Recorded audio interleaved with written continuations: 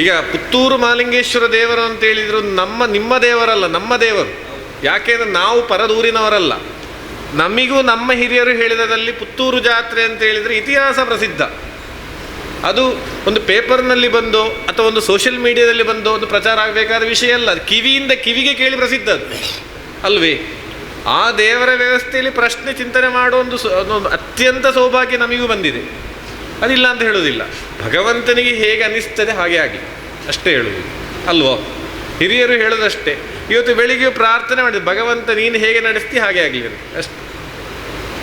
ಆ ಪ್ರಕರಣದಲ್ಲಿ ಏನು ಹೇಳ್ತದೆ ಅಂತ ಹೇಳಿದ್ರೆ, ಭಗವಂತ ಏನು ತೋರಿಸ್ತಾನೆ ಇದರಲ್ಲಿ ಇಲ್ಲಿ ಹೇಳೋದು ಒಂದಷ್ಟು ರೀತಿಯ ಜಿಜ್ಞಾಸೆಗಳಿಲ್ಲಿರ್ಬೋದು. ಈಗ ಅದುವೇ ಮಾಲಿಂಗೇಶ್ವರ ಹೇಳೋದು ಅಂತ ನೀವು ಭಾವಿಸೋದು ಬೇಡ. ಅದರಲ್ಲಿ ಇರ್ಲಿಕ್ಕೂ ಆ ವಿಚಾರಗಳು ಇರಲಿಕ್ಕೂ ಸಾಕು. ದೇವರ ಬಿಂಬವಿದ್ದ ವಿಷಯ ಎಲ್ಲ ಪ್ರಸಿದ್ಧ. ಅದನ್ನು ಹೊಸದಾಗಿ ಪ್ರಶ್ನೆ ಇಟ್ಟು ಹೇಳಬೇಕಾದ ಅವಶ್ಯಕತೆ ಇಲ್ಲ. ಕಣ್ಣಿಗೆ ಕಂಡ ವಿಷಯ ಹೌದು ಅಲ್ವೇ. ಬಿದ್ದದ್ದು ಯೋಗ 12ರಲ್ಲಿ ಆದಿತ್ಯ ಇರೋದು ಸತ್ಯ. ಒಂದು ಪ್ರಾಮಾಣಿಕವಾಗಿ ಜ್ಯೋತಿಷ್ಯ ಚಿಂತನೆ ಮಾಡಿದರೆ ಪತಿತಸ್ತು ರಿಫ್ಫೆ 9ನೇ ಭಾವಾಧಿಪತಿ ಹೌದು. ಪಾಪಂ ವ್ಯಯಂಚ ಪತನಂ ಪ್ರತಿಮಾಪತಿಯಾದಂತಹ ಚಂದ್ರ ನೋಡುವುದು ಹೌದು, ವಿಷಯ ಹೌದು. ಆದರೆ ಇದರ ಹಿಂದೆ ಈ ಬಿಂಬ ಪತನ ಹೇಳಿದು ಮೊದಲಲ್ಲ, ಇದಕ್ಕಿಂತಲೂ ಮೊದಲು ಆಗಿದೆಲ್ಲ ಆಗಿದೆ. ಆವಾಗಲೂ ಕೂಡ ಅದನ್ನು ಸಾಕಷ್ಟು ಗೌರವವಾಗಿ ಸ್ವೀಕರಿಸಿದ ಲಕ್ಷಣ ಇಲ್ವಲ್ಲ. ಒಂದು 2-3 ಬಾರಿ, ಒಂದು 3 ಬಾರಿಯವರೆಗೆ ಆಗ್ಬೋದು ಇದು ಬಿಂಬ ಪತನ. ಮತ್ತೆ ಸಾಮಾನ್ಯವಾಗಿ ದೇವಾಲಯದಲ್ಲಿ ಮಹಾಲಿಂಗೇಶ್ವರು ಅಥವಾ ಸಪರಿವಾರ ದೇವತೆಗಳು, ಉಪದೇವತೆಗಳು ಅಂತೇಳಿದರೆ ಒಂದು ಭಾವನೆ ಕೆಲವೊಂದು ಕಡೆಗಳಲ್ಲಿರ್ತದೆ. ವೈಸ್ ಪ್ರೆಸಿಡೆಂಟ್ ಸ್ಥಾನ ಅಂತೇಳಿ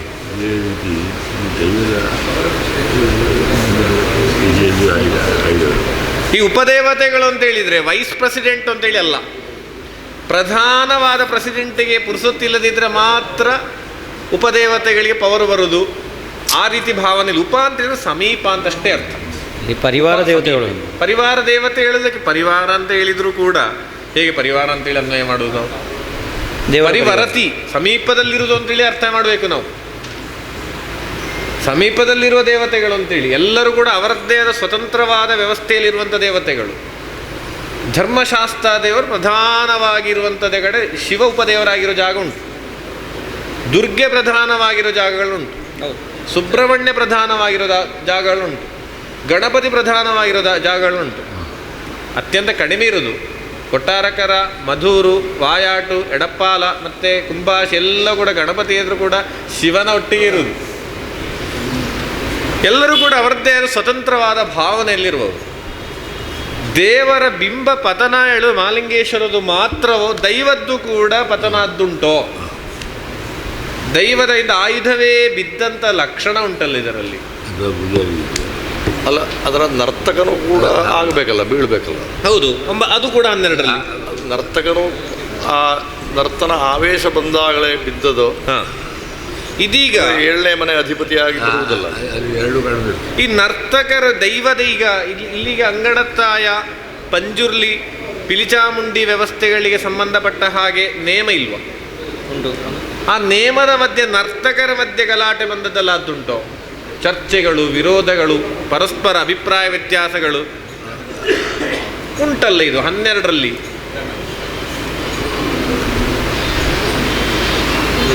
ಬಿಂಬ ಪತನ, ನರ್ತಕರ ಮಧ್ಯೆ ಭಿನ್ನಾಭಿಪ್ರಾಯಗಳು ಬಂದದ್ದುಂಟು ಅಂತ ಹೇಳ್ತದಲ್ಲ.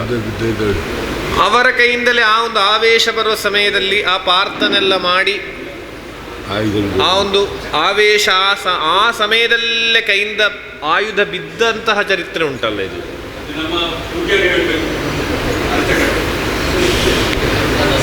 ಈ ರಾಶಿಯಲ್ಲಿ ನೋಡಿ ಅವರು ಉತ್ತರ ಹೇಳಿ ಕಷ್ಟ ಉಂಟಿಲ್ಲ ಈಗ. ಯಾಕೆ ಅಂತ ಹೇಳಿದರೆ, ಈ ರಾಶಿ ನೋಡಿದರೆ ಅವರ ಆಯ್ತು, ಅವರ ಕೆಲಸ ಆಯಿತು. ದೇವರ ವ್ಯವಸ್ಥೆ ಅವರು ಅಲ್ಲಿ ಉಪಸ್ಥಿತರಿದ್ರೋ ಇಲ್ಲೋ ಅಂತ ಹೇಳಲಿಕ್ಕೆ ರಾಶಿಯಲ್ಲಿ ಸಾಧ್ಯ ಇಲ್ಲ.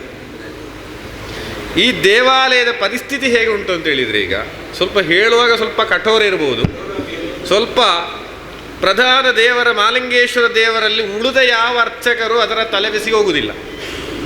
ಉಪದೇವರ ವ್ಯವಸ್ಥೆಯಲ್ಲಿರೋ ಅದರ ವ್ಯವಸ್ಥೆ ಮಾತ್ರ, ಬಾಕಿ ಯಾವುದಕ್ಕೂ ಅನ್ವೇಷಣೆಗೆ ಹೋಗುವುದಿಲ್ಲ. ಸುಬ್ರಹ್ಮಣ್ಯನ ವ್ಯವಸ್ಥೆಯಲ್ಲಿರುವ ಅದರ ವ್ಯವಸ್ಥೆ ಮಾತ್ರ, ಬಾಕಿ ಯಾವುದನ್ನು ಕೇಳಲಿಕ್ಕೆ ಹೋಗುವುದಿಲ್ಲ. ಎಲ್ಲರೂ ಕೂಡ ಒಂದು ಹೊರಗೆ ನೋಡಲಿಕ್ಕೆ ಒಂದು ಸಮನ್ವಯತೆಯಲ್ಲಿ ಕಾಣ್ತದೆ ಬಿಟ್ಟರೆ ಒಳಗಡೆ ಎಲ್ಲವೂ ಕೂಡ ಬೇರೆ ಬೇರೆ ಬೇರೆ ಬೇರೆ ಉಂಟಿಲ್ಲ.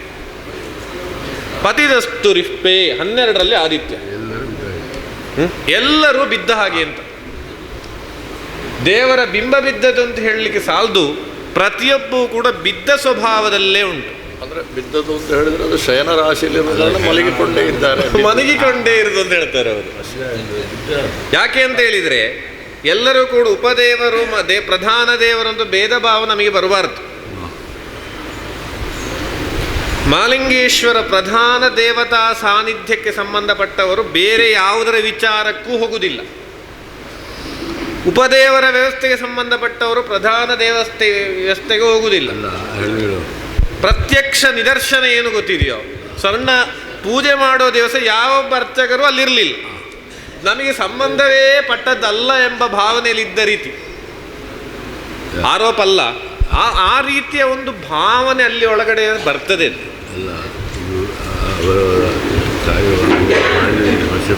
ಕಾರಣ ಎಲ್ಲರಿಗೂ ಕೂಡ ಒಂದು ಒತ್ತಡ ಇದೆ, ಪಾಪ ಮಧ್ಯವಾಸ, ಬಿಟ್ಟು ಹೋಗ್ಲಿಕ್ಕೂ ಆಗುವುದಿಲ್ಲ. ಒಂದು ಬಳ್ಳಿಯಲ್ಲಿ ಕಟ್ಟಿ ಹಾಕಿ ಹೊಡೆದಾಗಿದೆ, ಹಿಡಿದು ಹೊಡೆಯುವುದು ಗೊತ್ತಿಲ್ಲ. ಕೋಲರಿಗೆ ಕೋಲರನ್ನು ಹಿಡಿದೆರಡು ಕೊಡುದು ಬೇರೆ, ಎರಡು ಕೈಯಲ್ಲಿ ಹೊಡೆಯುವುದು ಬೇರೆ.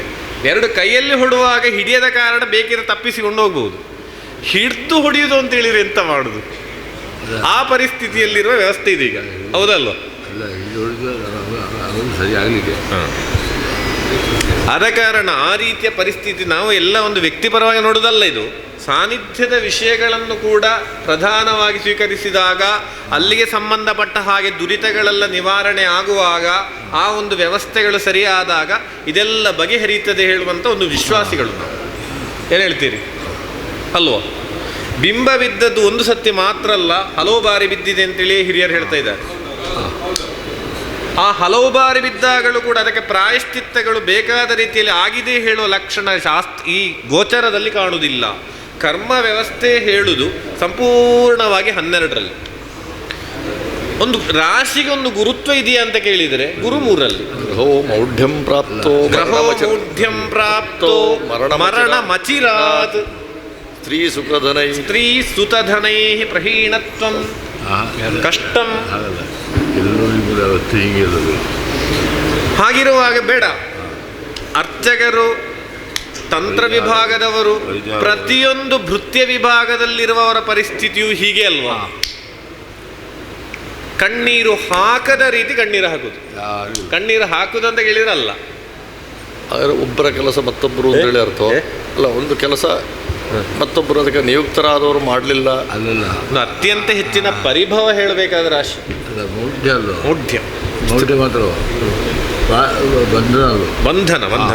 ಅದು ನಿನ್ನೆ ಬಂದಿದೆ ಬಂಧನ, ಅದು ಒಪ್ಪಿದೇವಾಗಿದೆ. ಇದು ಮತ್ತೊಂದು ಹೌದು, ಸ್ತ್ರೀಬಿರ್ಗತ ಪರಿಭವ ಪದಗೆ ಪತಂಗ್ರಿ ಅಂತ ಹಾಗಿರುವಾಗ ಕುತೂಳಿ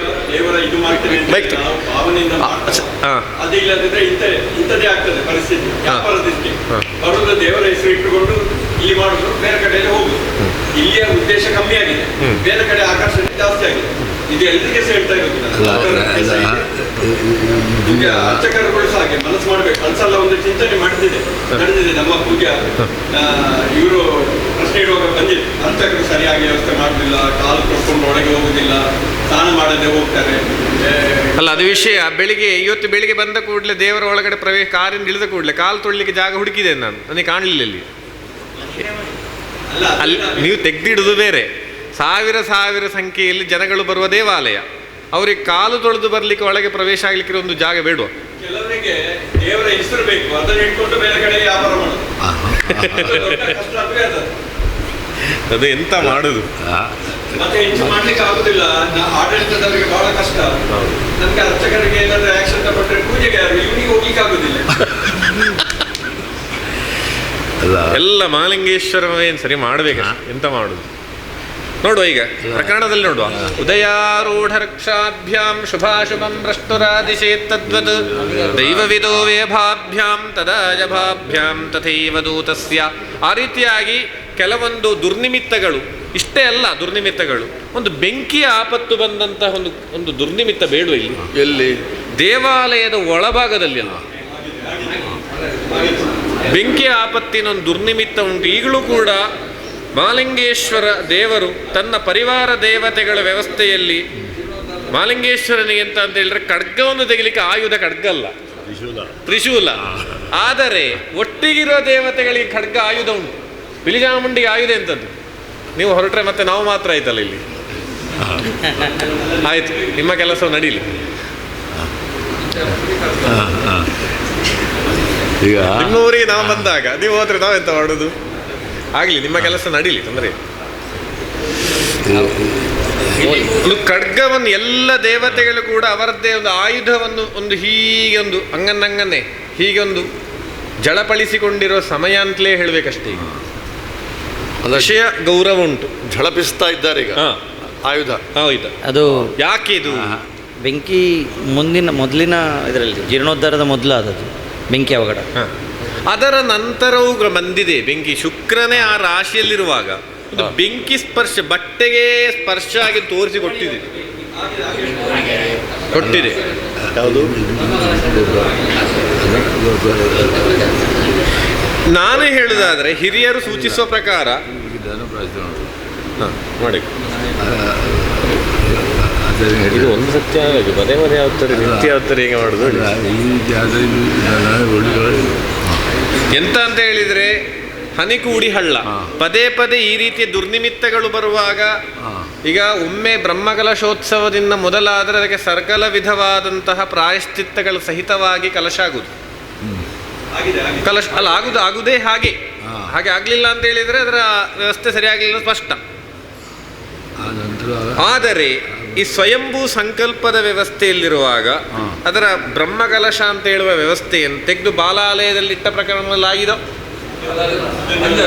ಪಂಜರ ಮಾಡಿದ್ದು ಅಷ್ಟರ ಮಟ್ಟಿಗೆ ಬಚವು ಅಲ್ಲ. ಸರಿ, ಮಾಹಿತಿ ಇರೋರು ಇರುವ ಕಾರಣ ಹಾಗೆಲ್ಲ ಆಗ್ಲಿಕ್ಕಿಲ್ಲ ಅಂತ ವಿಶ್ವಾಸ ಉಂಟು.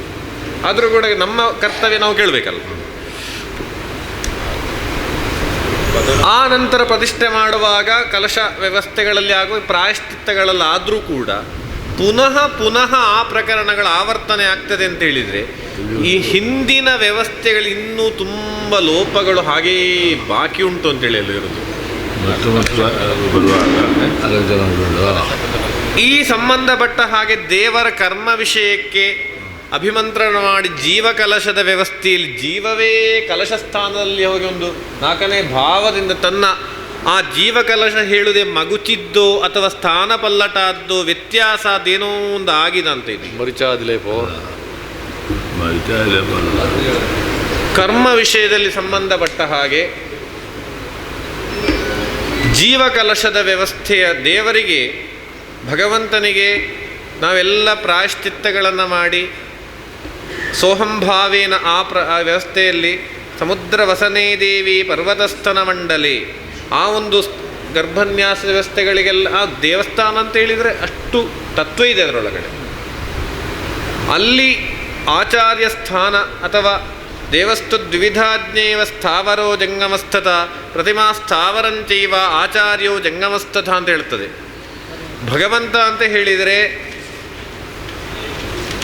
2 ವಿಧ ಅಂತ ಹೇಳಿಯು ಆ ಸ್ಥಾವರವಾಗಿ ಪ್ರತಿಷ್ಠಾ ರೂಪದಲ್ಲಿರುವಂಥ ಒಂದು ಸ್ಥಾವರ ದೇವತೆ ಹೇಳುವ ಸಂಕಲ್ಪವು ಆ ಒಂದು ಉಪಾಧಿಯಲ್ಲಿ ತನ್ನ ಎಲ್ಲ ತಪಸ್ಸನ್ನು ಶಕ್ತಿಯನ್ನು ಅವರೋಪಿಸಿ ಲೋಕಾನುಗ್ರಹೇತ್ವರ್ಥಂ ಸ್ಥಿರೀಭವ ಸ್ಥಿರಾಯನಃ ಅಂತ ಹೇಳೋ ಭಾವನೆಯಲ್ಲಿ ಪ್ರತಿಷ್ಠೆ ಮಾಡಿ ತದನಂತರ ಲೋಕಾನುಗ್ರಹಕ್ಕೆ ಸಮಸ್ತ ಭಕ್ತವೃಂದಕ್ಕೂ ಕ್ಷೇಮಕ್ಕೋಸ್ಕರವಾಗಿ ಪ್ರಾರ್ಥನೆ ಮಾಡುವ ಸಲುವಾಗಿ ಆ ಒಂದು ಸ್ಥಾನವನ್ನು ಕಲ್ಪಿಸಿ ಬಿಟ್ಟುಕೊಡುವಂತಹ ಪ್ರಕ್ರಿಯೆ ಹೇಳುವಾಗ ಆಚಾರ್ಯರು ಕೂಡ ಜಂಗಮವಾದ ದೇವತೆಯೇ ಹೌದು.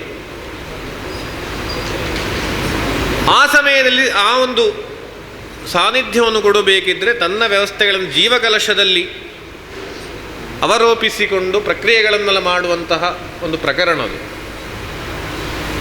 ಆ ರೀತಿಯಾದ ಕರ್ಮಗಳಲ್ಲಿ ಎಂಥದೋ ಒಂದು ವ್ಯತ್ಯಾಸ ಸೂಚಿಸುವಂತಹ ವ್ಯವಸ್ಥೆ ಅಲ್ವ ಇದು.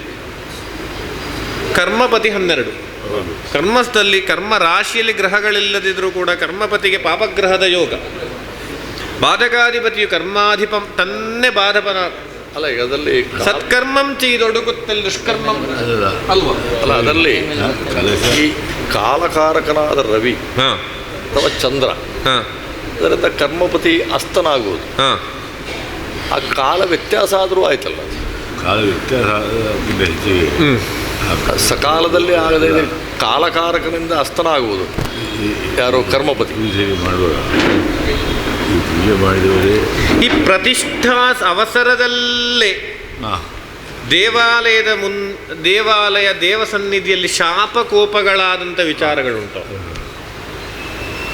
ಪ್ರತಿಷ್ಠಾ ದಿವಸ ಅಥವಾ ಅದರ ಅನುಬಂಧವಾದ ವ್ಯವಸ್ಥೆಗಳಲ್ಲಿ ಸಾಕಷ್ಟು ದುಃಖಗಳು, ಮನೋವಿಷಮಗಳು ಆ ದೇವರ ಮುಂಭಾಗದಲ್ಲಿ ದೇವರಿಗೆ ತನ್ನಿಮಿತ್ತವಾಗಿ ಪ್ರಾರ್ಥನೆಗಳಲ್ಲ, ದೇವರ ಮಾಲಿಂಗೇಶ್ವರ ದೇವರ ಹೆಸರೇ ಬಂದಂಥ ಚರಿತ್ರೆಗಳುಂಟು ಹೇಳ್ತದಲ್ಲ.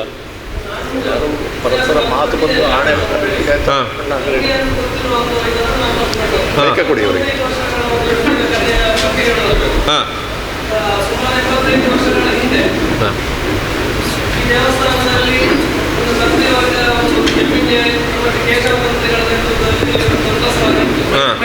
ಮೈಕ ಕೊಡಿ ಅವರಿಗೆ. ಅವರಿಗೆ ಒತ್ತಡ ಬಂದ ಅವರಿಗೆ ಒತ್ತಡ ಬಂತ ಈ ಕೆಲಸ ಆಗುದಿಲ್ಲ ಅಂತ ಹೇಳಿ ಎಂತಂತ ಹೇಳಿ ಗೊತ್ತಿಲ್ಲ.